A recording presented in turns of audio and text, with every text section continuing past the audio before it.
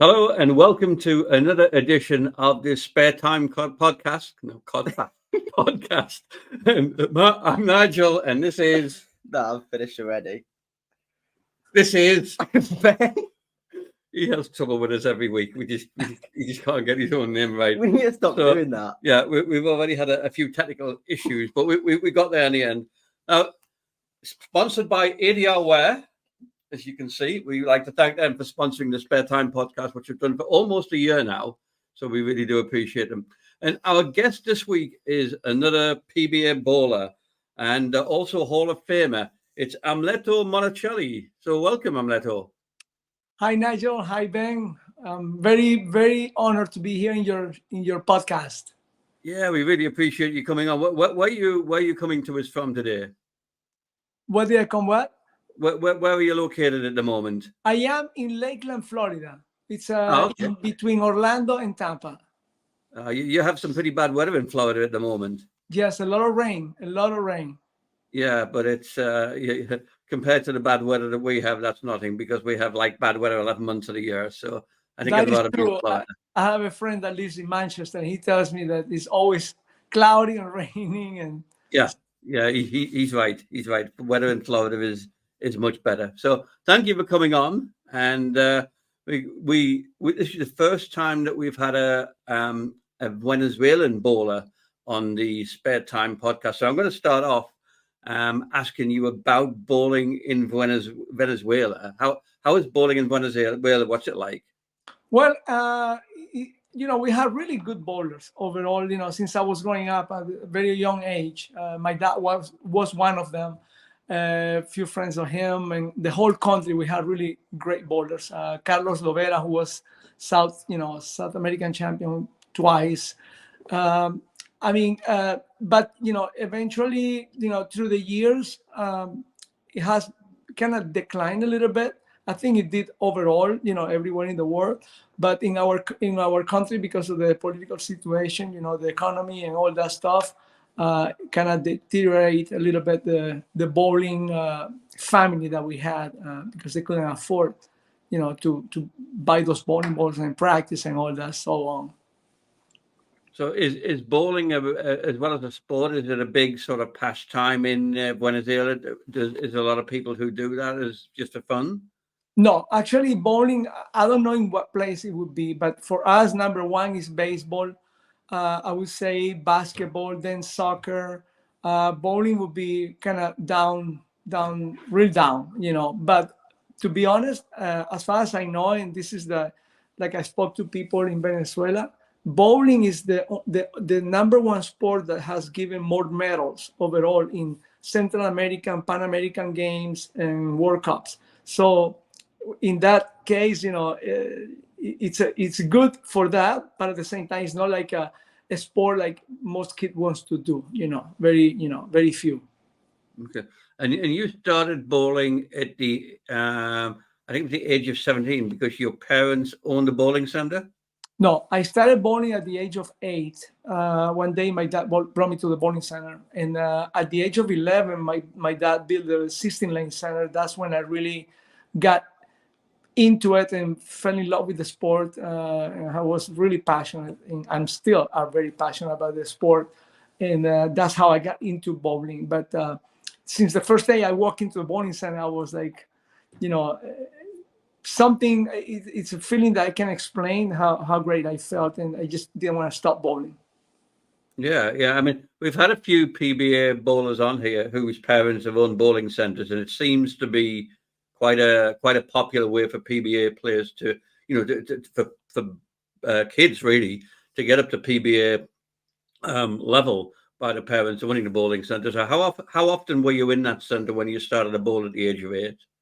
So at the age of 8, we didn't have the bowling center, so I would go only every Saturday and Sundays for like 3 years. And then at the age of 11, my dad built a bowling center about 4 blocks away from my hometown. And that's when I started going every day. After school, I would be in the bowling center bowling all day, as much as I could. Okay. So at what point did you realize that, well, this is more than just a little bit of fun? This, I could go somewhere with this. To be honest, I was very young when one day I told my grandma that I wanted to be the best bowler in the world, and I was 11 years old. That same year that when my dad had the grand opening with the bowling center.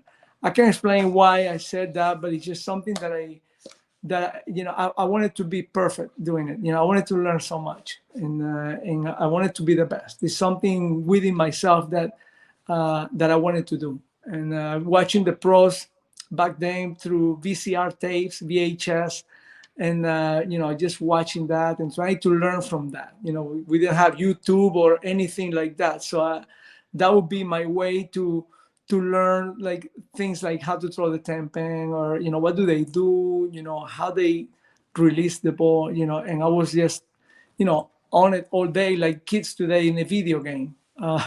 So that's how I started learning. Besides the few pointers as a beginner, like my dad gave me, and I used to go to tournaments with my father and his friends, and I would watch the whole weekend because I was little.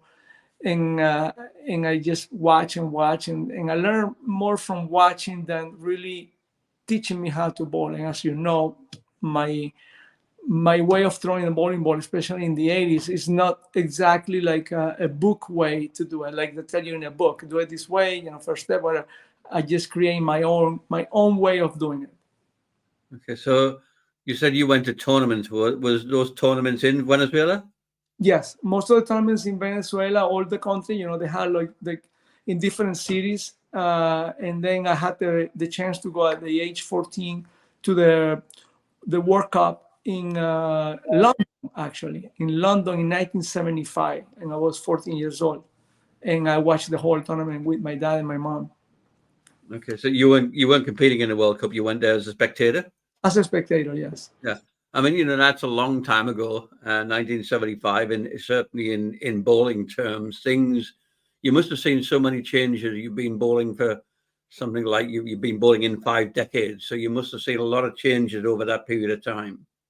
Absolutely. It's the game is evolving so fast, and that you need to keep yourself updated with all the new stuff, especially on the bowling balls, surface on the lanes, and the oil, the type of oil, and all that stuff. So it's getting really, really complicated. It's like I tell people, it's not like okay, I'm gonna practice on this pattern on this lane, and there's so many different factors that are important, especially the topography. To me is the number one, and then the surface and so on. So it's not like you're gonna bowl on this pattern here in practice. You're going to expect that it's going to do the same wherever you go. Just give you an idea how to play them, but not exactly the same thing or the same bowling balls.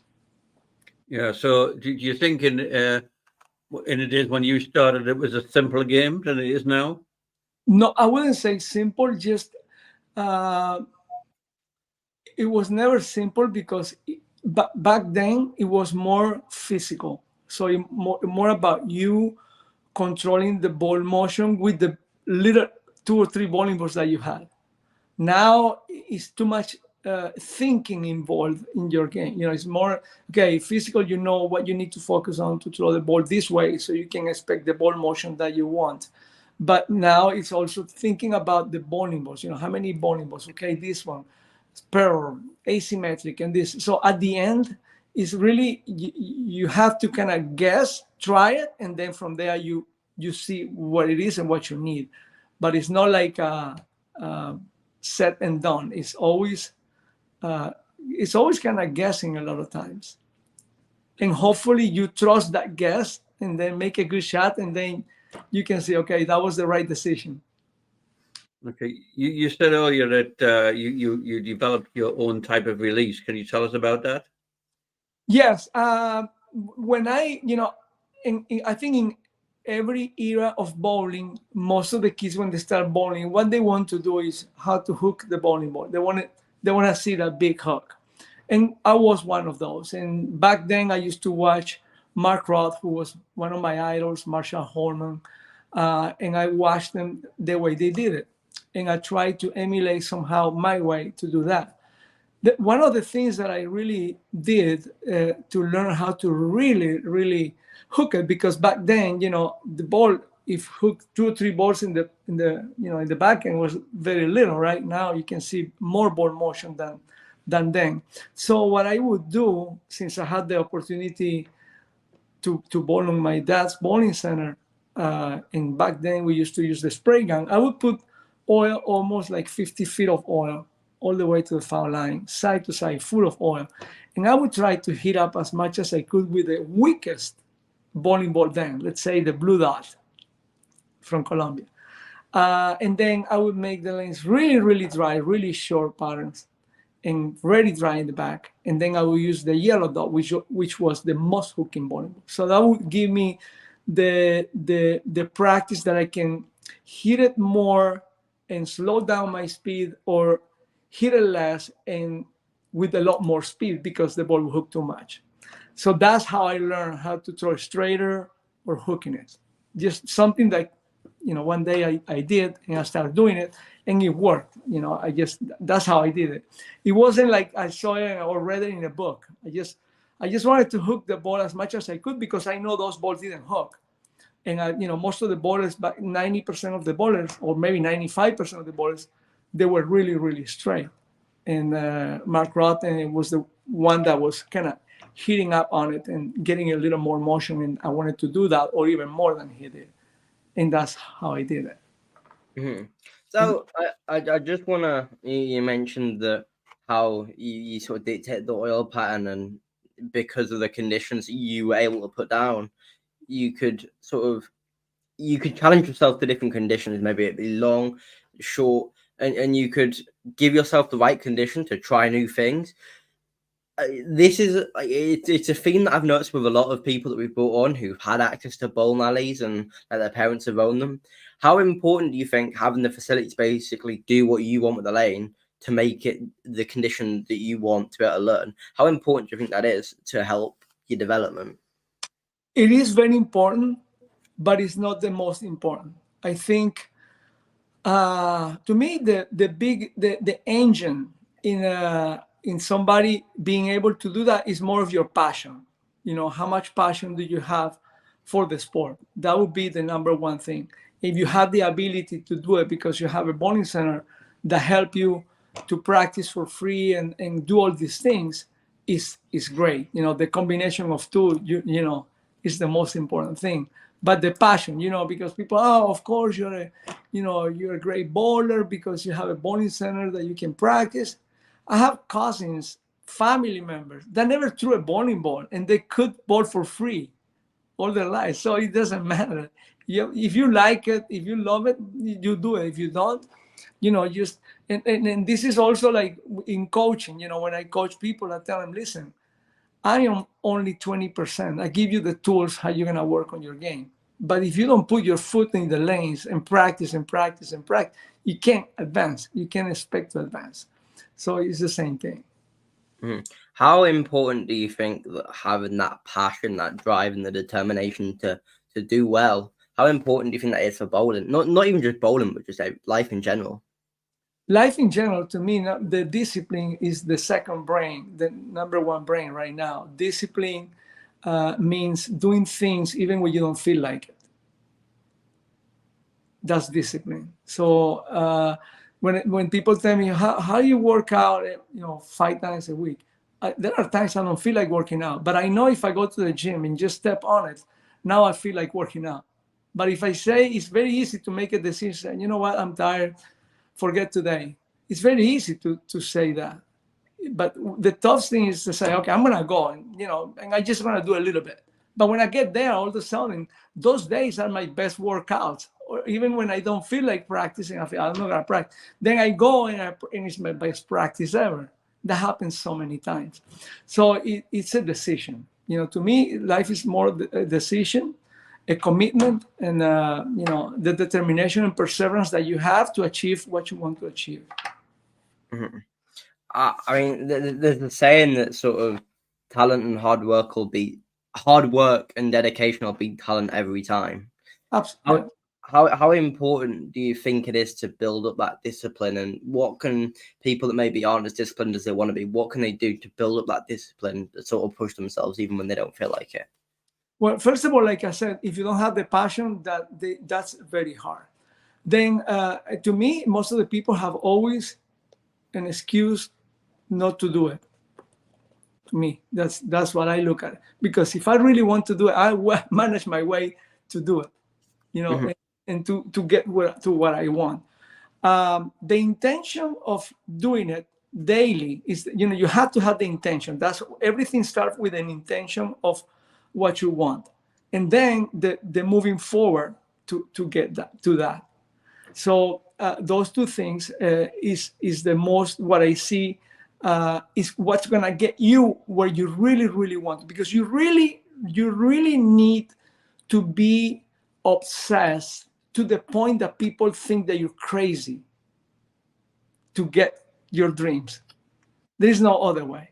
To me, if you're not obsessed to be that, you got no chance.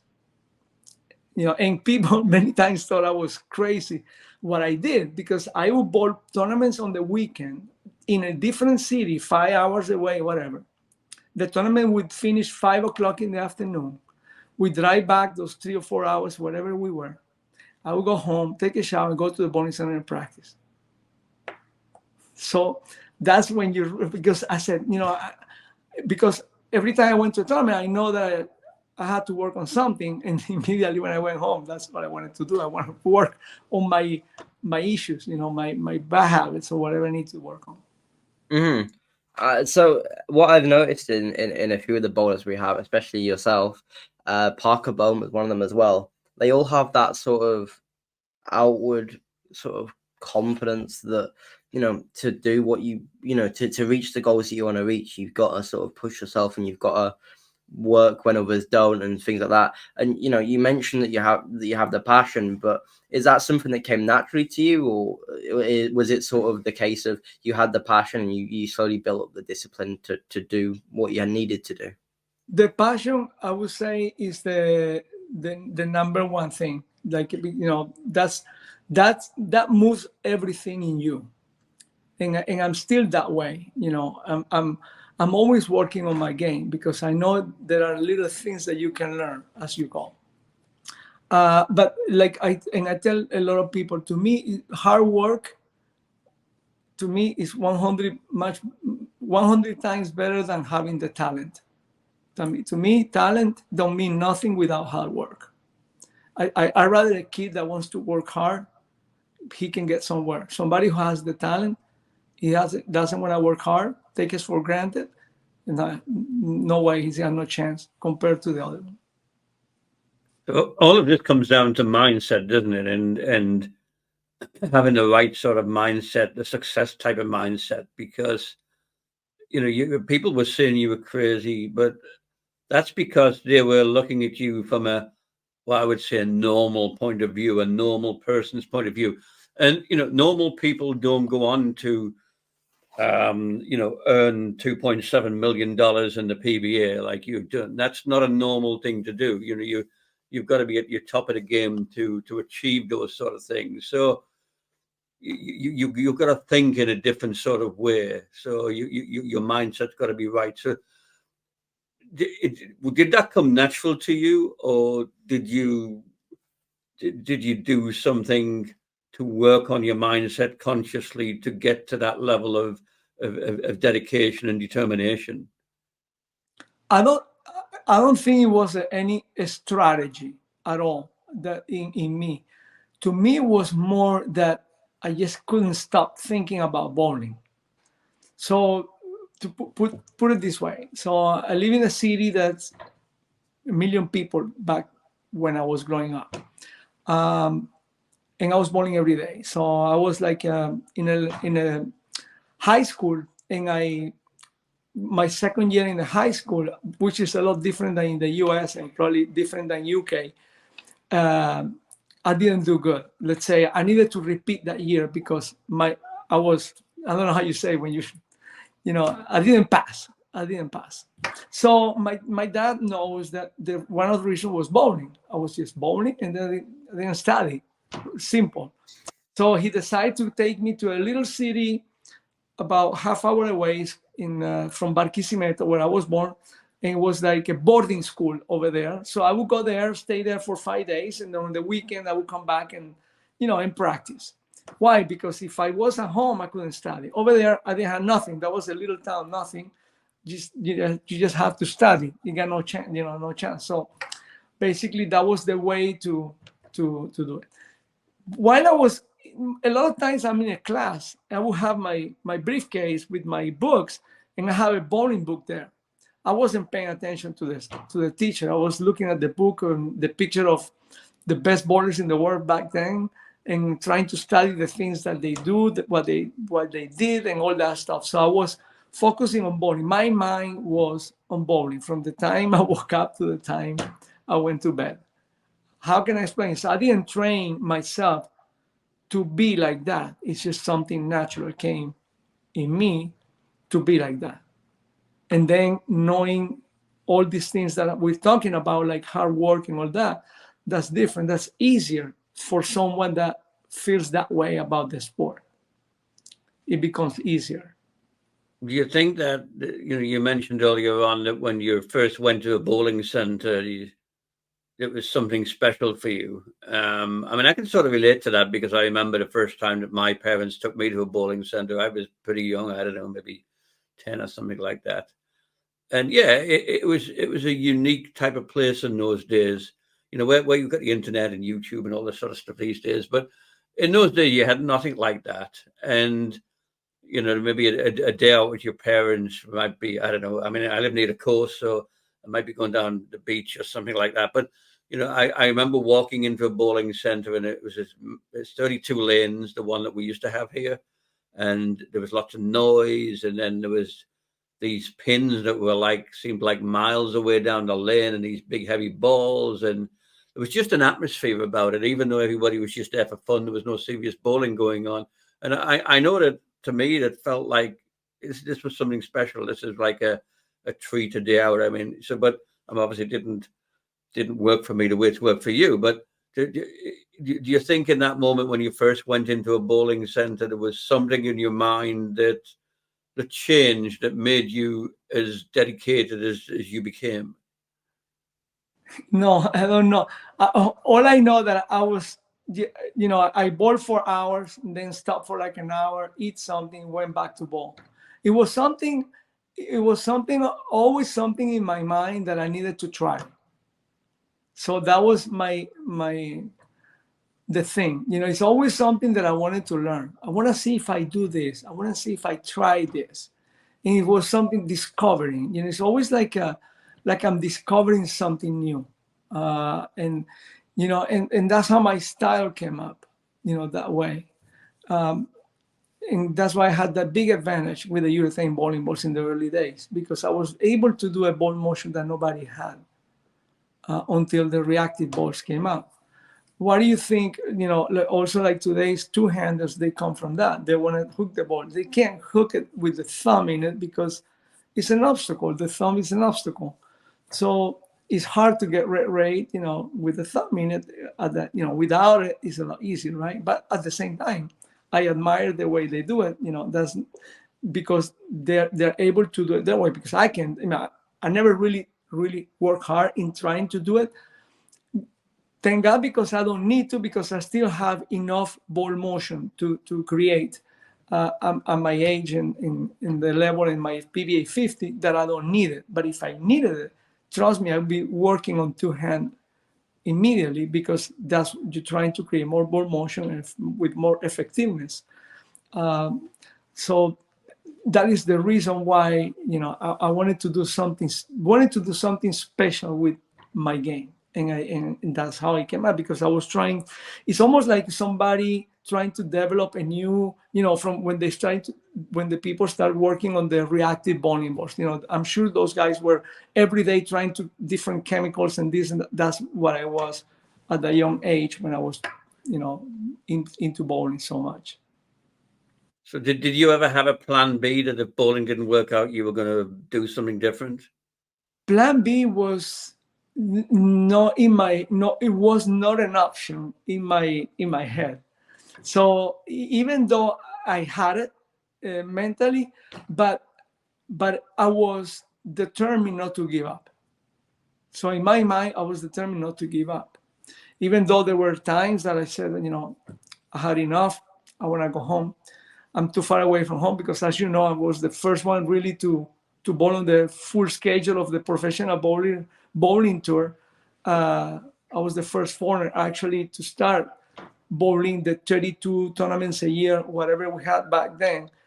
And to me, it was like, a lot of people, back home, they didn't think I was going to make it.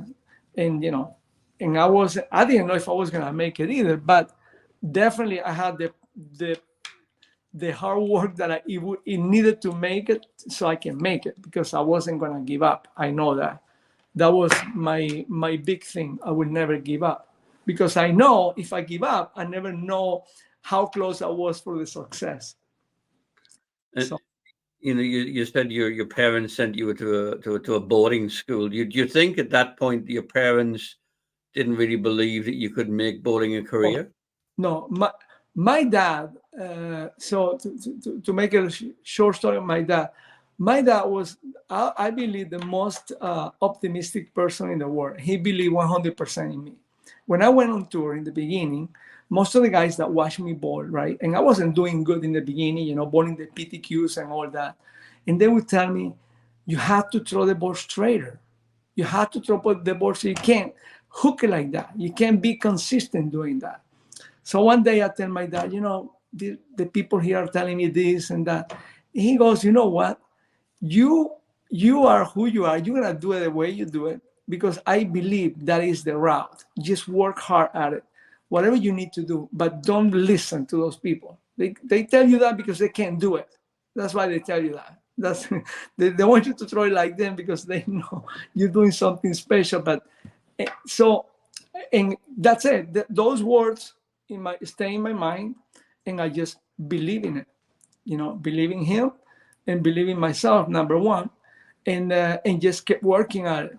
But how many times I wanted to give up, but it was like something, always like a little internal voice telling me, no way. When I made the decision to tell my dad that I wanted to bowl on tour, he said, okay, no problem, I'll back you, because you need to do it now, because the sports you need to be young to start doing this, because if it doesn't work, you can always go back to school. That doesn't end. But in sports, you need to be young and start doing it. So he believed from the beginning. And I know friends that I wanted to do it, and they didn't do it because their dad told them, okay, you go to school, graduate to whatever, and then go back there. When they wanted to do it, it was too late. They're 27, 28, it's too late. So my dad had a vision, and he believed 100% in that. That was a big deal for me. It meant a lot. Yeah, I think it happens in a lot of kids. I think where kids have an ambition to do something, and it's not what you might say is conventional, or there's a higher risk that they might not get there, and parents and teachers tend to dissuade them from doing it and want to push them down sort of the education route and to get a job and that sort of thing. And I've heard plenty of people say to Ben, they've asked him what he wants to do, and he said, well, I want to be a professional bowler. Said, but yeah, what if it doesn't work out? What are you going to do then? And he said many a time, well, I don't have a plan B. I'm going to be a professional bowler. And there's so many people are sort of diverted from their real ambition because of that. But you didn't. You stuck in with it. You joined the PBA in 1982, and in 1987 you won your first title in the Japan Cup. So in Asia, of all places, what was that like? Well, Asia was, in Japan, it was great. Feeling that I won, because you have to remember that, probably that before I won that title, I made 16 TV finals, in which of those 16, I finished 7 times second place.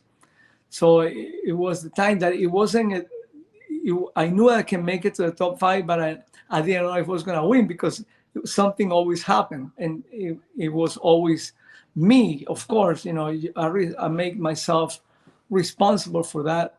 Even though we know back then, and this all the people knowing in my book that I wrote that I put on it, they used to trick the lane condition a lot because they used to do it manually with the spray gun, and they did a lot of tricks, especially in the TV finals, for whatever reason that so a lot of those shows lanes were completely different, and I thought it was me until we found out it wasn't me. But anyway, to make a long story short, when I won in Japan, I broke the ice. Now, I knew that I could win, right? But then in myself, I said, well, Japan was only 32 bowlers, the best 16 players in the world from the USA against the best 16 players from Japan. So I said, okay, now I need to win the US because I want to win with 160 people or 400 people. And then 1988, I won in the show board invitation with almost 400 people or more. And that, I needed to prove myself that I can win. And not only that, the TV show in 88 was against my idol, Mark Roth. I beat him for the title. And actually, if you see the show, I had to do something that I never done in my life. So the lanes were horrible. My first game, I win with 163. And then I said, well, if I keep throwing the ball the way I throw it, I'm not going to win. It looks horrible. The lane condition was horrible. So I decided to go really like 15 balls right, throw it really straight down the middle like I throw my 10-pin. Just like that. I'm going to hit the headpin and then pick up the spare, see what happens. And that's how I won, doing it that way. But the TV show average was 187 for the top 5 guys in the TV finals. That's how bad the conditions were. So that was, to me, that was like, wow, okay, now I can win throwing straight, throwing my way. But I broke the ice. I needed that to convince myself that I can win on the PBA. Mm-hmm. So, I think for you, it was a tough journey, especially coming from Venezuela. How difficult for you? I mean, I'm not from that part of the world, so I'm not sure how difficult it is in the relationship between the States and Venezuela, but how hard was it for you to be able to get up to America to bowl full time on the tour? To be honest, I think it's way more difficult. It was way more difficult than today. I don't know how many times more.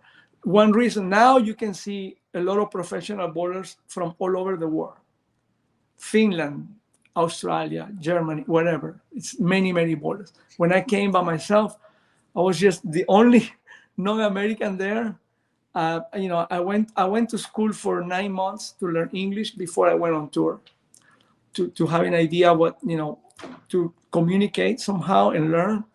But it was a lot of, I felt the races a little bit towards myself, especially when I started bowling really good. I felt, bowlers that saying things that gladly I didn't understand. And when I did, I ignored them because I didn't want them to let's say, hurt me emotionally. And I tried to stay really strong mentally. So I had a psychologist that helped me a lot, and to stay on it and understand why they were feeling that way. Every time I make the show, it was something going on. 2 times that I made the show, my bowling balls disappear. They disappear. I had no bowling balls for the TV show, so I had to do new bowling balls for the TV show. One was in early '82, my first TV show that I made, and then in the True Value Harvard Bowl tournament in Peoria, Illinois. I was the leader of the tournament. My bowling balls disappeared. So you can tell there was something going on, and I just tried to ignore it. There is nothing I can do. I didn't want to know, let's say, because I didn't want to lose my focus and my goal on my bowling.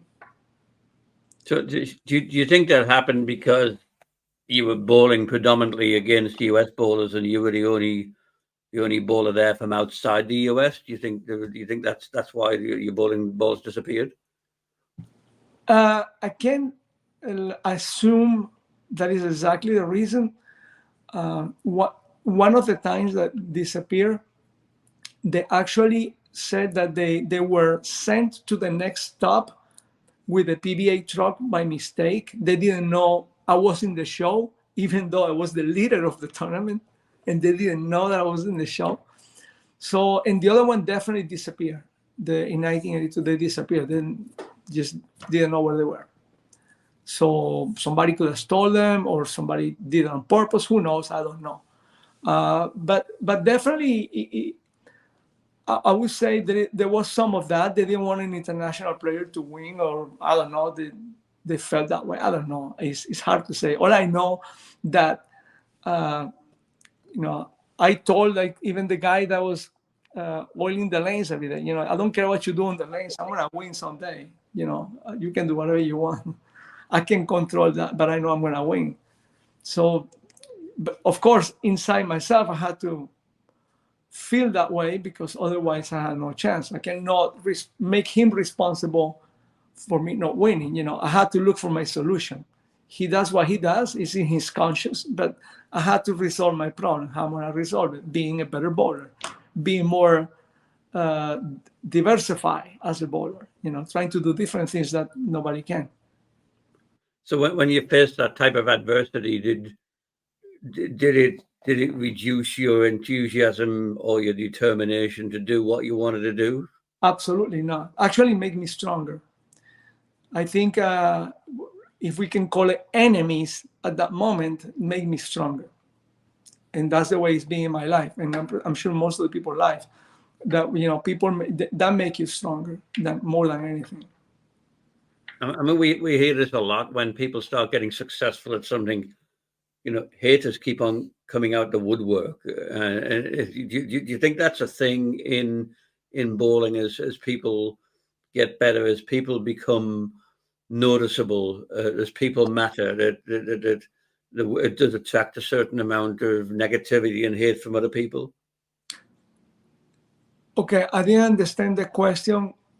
Yeah, do you think that when in bowling specifically, when somebody is becoming successful, there's people who don't like that and they try to do things to put them off, etc.?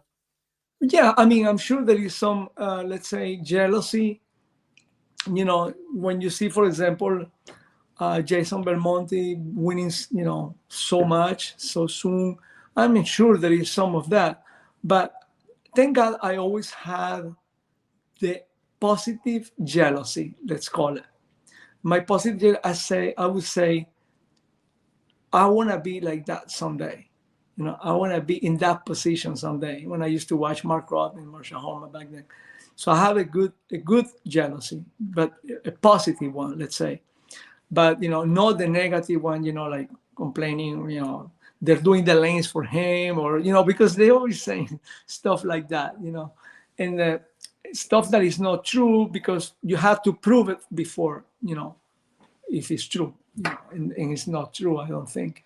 But there are the things that you cannot control, I try to ignore. The things that I can control, definitely I'm going to get on it. So eventually you ended up with an injury, a forearm injury, didn't you? What can you tell us about that? Which one? Your injury to your forearm? Yes.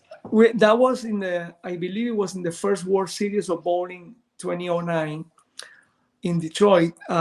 So the bowling center had, I don't remember exactly how many lanes, but I know there is, let's say, 60 lanes in one part, and then 12 lanes like separated in another building. But they were together, but separated.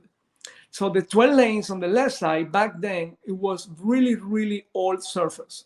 So we bowled on a Chameleon, which was already a very, very dry condition. So we had to bowl the match play on those lanes, on the high friction lanes, on the 12 lane. And back then, you had to win 4 out of 7 games. And if you kept winning, you had 3 matches to go. 3 matches to bowl that day. So I bowled on that high friction on 3 matches, and all the matches went to 7 games. So I bowled 21 games, and I was trying to throw the ball so hard and straight because they were hooking so much. and that's how I got my injury. It was in my bicep. So that took about 4 months to heal. After that show, I couldn't bowl for like 4 months, and that's how it happened. And do you think that did that hold you back at all, other than those 4 months when you weren't bowling? Do you think that held you back, or did you make a full recovery? No, I made a full recovery. Gladly, thank God I did. But in the show, I couldn't bowl. I was like with, pills and everything, and I couldn't bowl. It was very, very bad. So in 2007, I believe it is, I could be wrong in saying that, you lost your exemption for about 2 years. What happened there? My exemption, I know that I'm, I don't know what, we have so many times of on the PBA, different ways to how you make it on it. But I don't remember if I lost my exemption, or I know I decided 1 year not to bowl. It was 2008, and I bowled only the US Open. I wanted to relax for a year. But I'm sure if I didn't bowl, but I bowled all the way through 2007. And then 2008 is when I didn't bowl, and I bowled a couple of tournaments, that's all. But then I went back to bowl in 2010, and then 2 years later I started on the senior tour. Mm-hmm. So I really, 1 year I really didn't bowl, only one tournament. I remember it was the US Open in New Jersey, which I made the TV show and lost to Rich Wolf. Mm-hmm. So I in that year that you took off, what were you doing? I built a business at home. It was a whiskey bar that I started, and I was just working on that. I wanted to do something different, and I was there I did that for like 5 years. But I start bowling again on 2010. Mm-hmm. So during your lengthy career, you managed to get Player of the Year twice. How important of an achievement were they in your career? I'm sorry, say that again. I couldn't hear. In your long sort of reign in the PBA, you got Player of the Year twice. How important was that for you? Wow, that's so that the year I was Player of the Year, 1989, and then 1990. Actually, 1990 I started. That was a really rough year start, because the first 3 tournaments I didn't bowl because it was something going on with some war in the US against somebody, and I was kind of afraid to be bowling back then.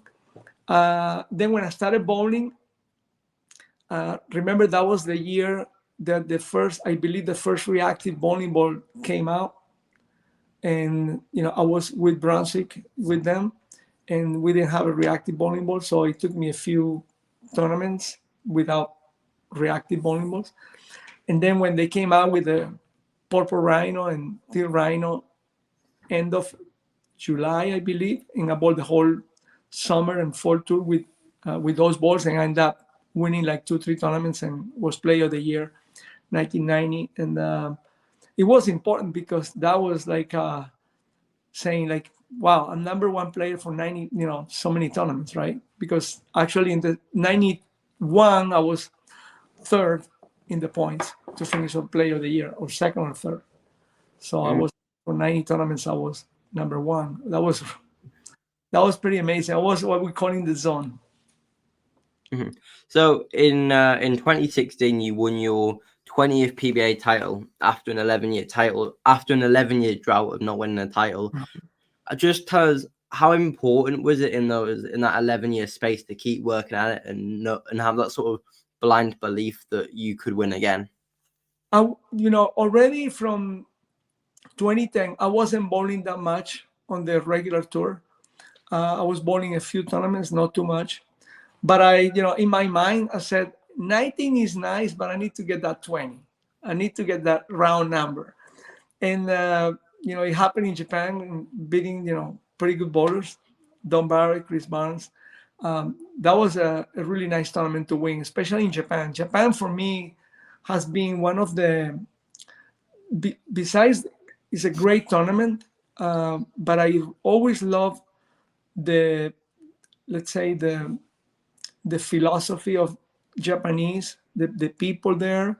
I learned a lot from their culture, because that's one of the things that I really read a lot of books about Zen, not really as a religion, more as a philosophy of life. And that helped me a lot on my state of mind, on my mental game that I work so hard for, to be able to bowl and compete at the high level. To me, that's number one thing, in bowling, is that how you can control your emotions, and how to grow with it. Mm-hmm. So you mentioned about how to control your emotions is one of the most important things to do in bowling. What sort of techniques and strategies were you using to keep in control of your emotions? So there are, for example, when a lot of people tell you when you're bowling, come on, just get relaxed, okay. You say, it's not like you get relaxed and you say, okay, I'm not gonna think about anything. It doesn't happen like that. So that's why I try to make people understand. When they tell you, okay, try to concentrate, and you say, okay, when you really ask them what is concentration, they don't know what to tell you. And to me, what I see as concentration is focusing on, on one thing, maybe on your physical game, that you need to be aware of the lane condition, how you're gonna attack it. That's one thing. But the other thing, when you have that already set and done, now you're trying to get relaxed so you can perform and make good shots, right? To start bowling good, or striking, whatever. So what I tell people, there are two things. There are only two things that I can tell people. Number one, okay, when you're sitting down waiting for your time to bowl, your mind is thinking about a million things coming in and out, always, right? Most of the time you're thinking, okay? What we're trying to do is actually eliminate the thinking. How do we eliminate the thinking?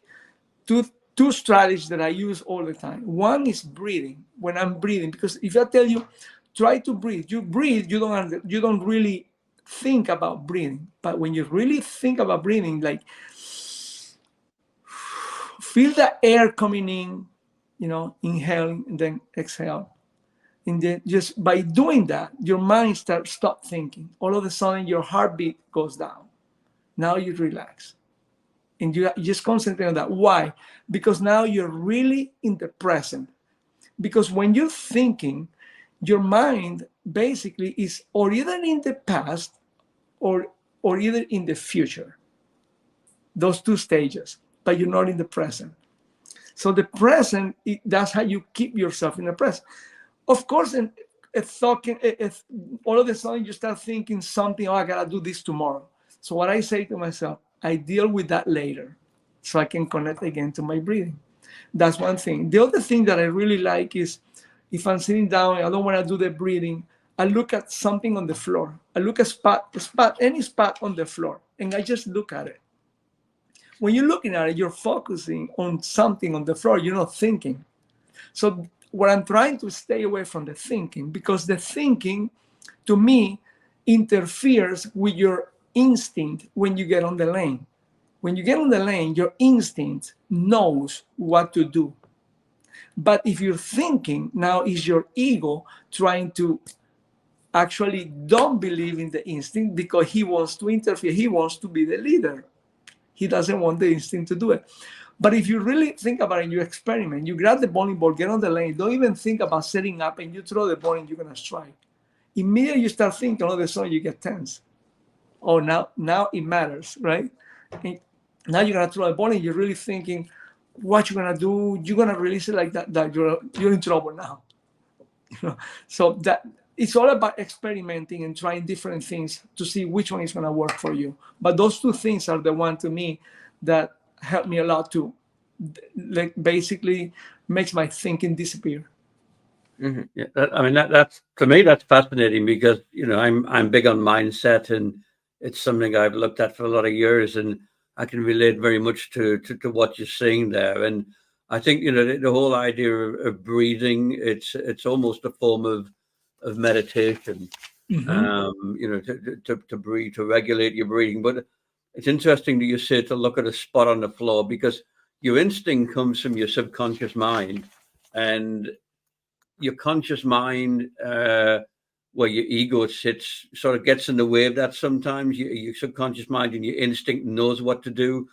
And it's almost like a form of hypnosis that looking at that spot on the floor Yes. is a way of occupying your conscious mind and letting your subconscious mind and your instinct take over. So I think that's a really interesting point that you make there. Yes, I think you're 100% right, and it's amazingly, like how it works. It really does work.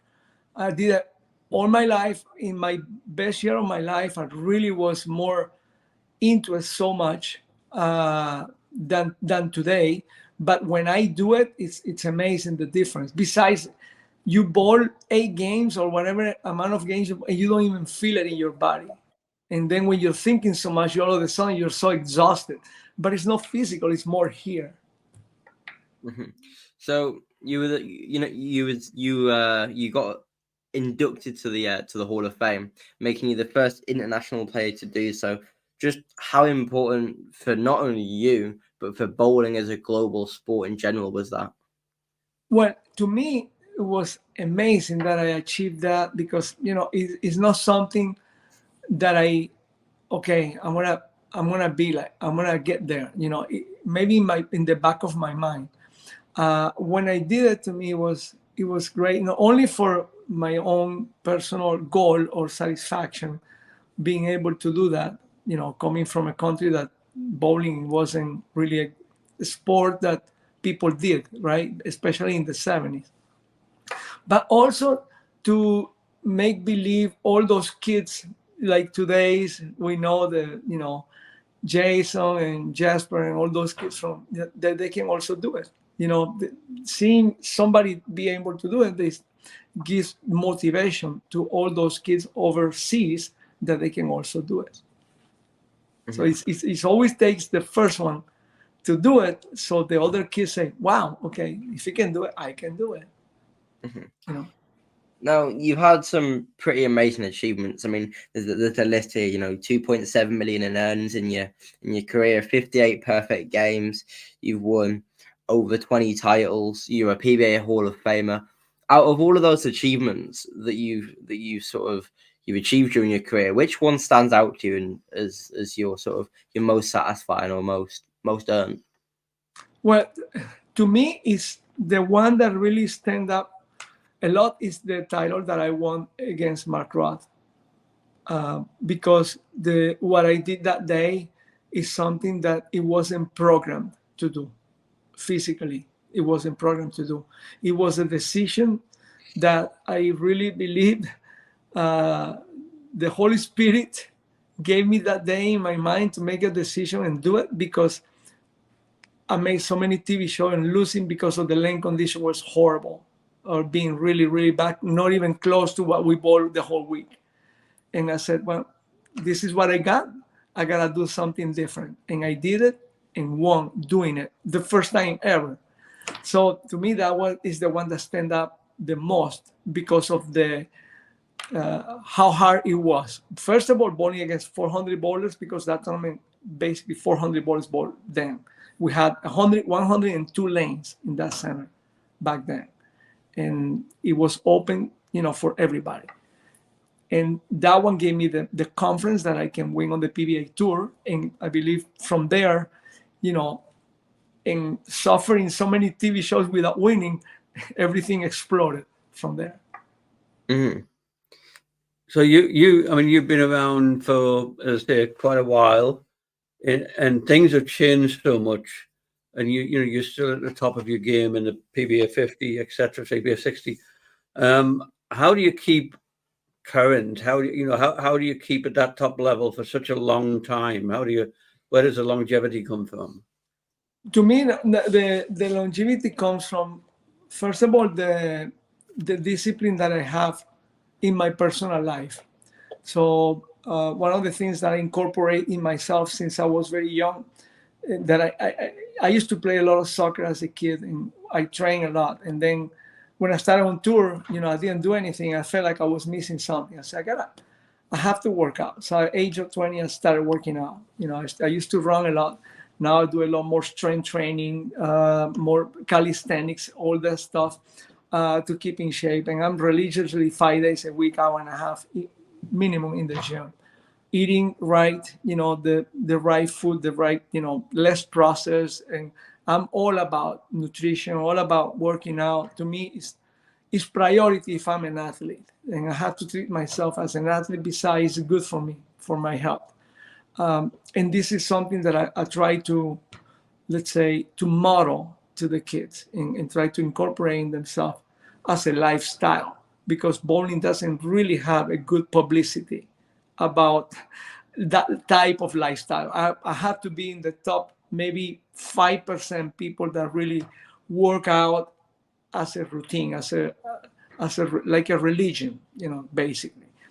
And to me, that's number one. And that's why I still, performing. And I feel like, I'm throwing the ball as good or better than before. It's just because physically I feel good.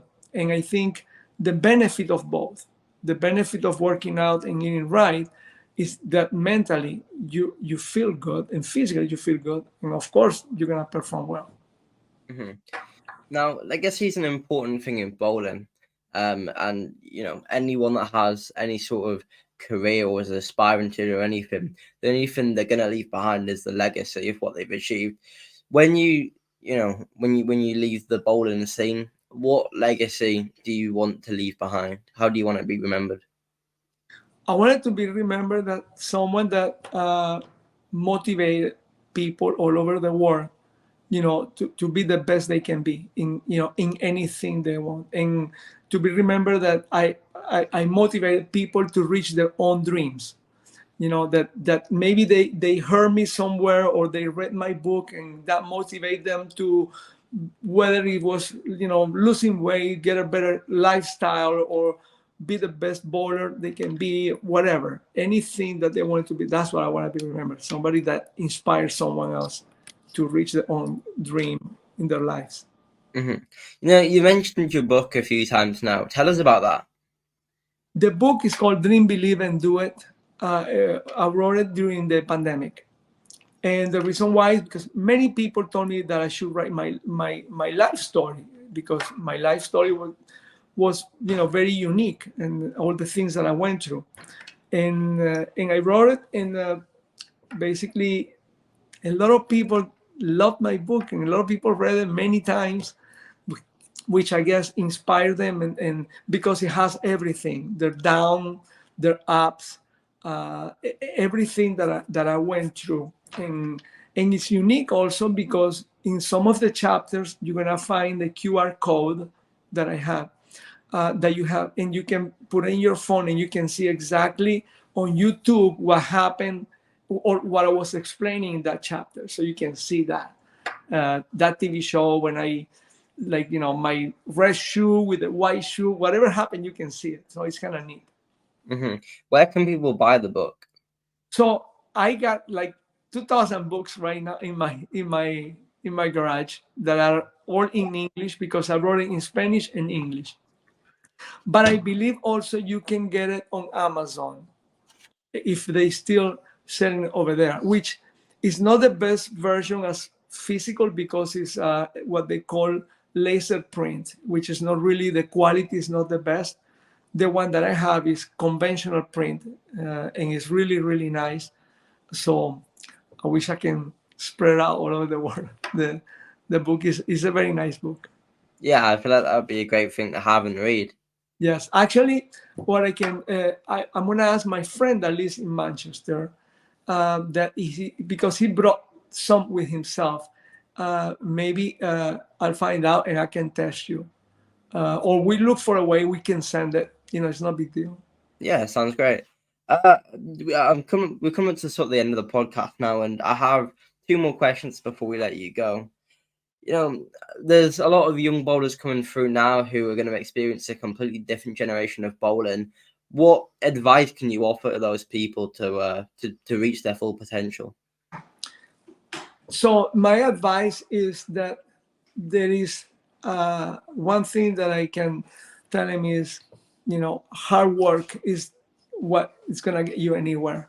The growth with a growth mindset, growth, open to learn, because a lot of people are more fixed. They want to stay in that comfort zone, get out of the comfort zone, try different things, don't stay in that closed mindset and learn. Because and the most important thing that I can tell you is like, I see a lot of people, and normally you bowl a tournament and you get frustrated if you don't bowl well, but try to learn from that experience. Try to write down, what did you do right, what did you do wrong, what could you have done different if you had another chance. And just writing down is not tapping in the phone, it's writing it down in a book, in a notebook. Because when you write it down and you see exactly, that's how you learn. That's the way I did it, and it was perfect. Every plane that I took and getting done with the tournament, go to the next tournament, I would start writing down my experiences, and try to learn from it. What can I learn? What did I do right and wrong? Mm-hmm. So the final question we have before we let you go is, if you could nominate one person who you could help bring onto our podcast who you think has a story to tell or would be a good addition to feature on the podcast, who would it be? Okay, say that again. I'm sorry. So if you could nominate somebody to come onto the podcast next, who would it be? Oh, who could it be to watch it? No, to come on and To be a guest. Oh, to come on in an interview. Yeah. Oh, okay. The first person that comes to my mind is Jason Belmonte. He's a good friend of mine, and I think he would be great because he's another person from another country, and he can give everybody, his life experience according to on the PBA, so they can compare it to mine. Well, if you can help get him on, then it's something I've been trying for a year. So if you can help, that would be amazing. I will write him.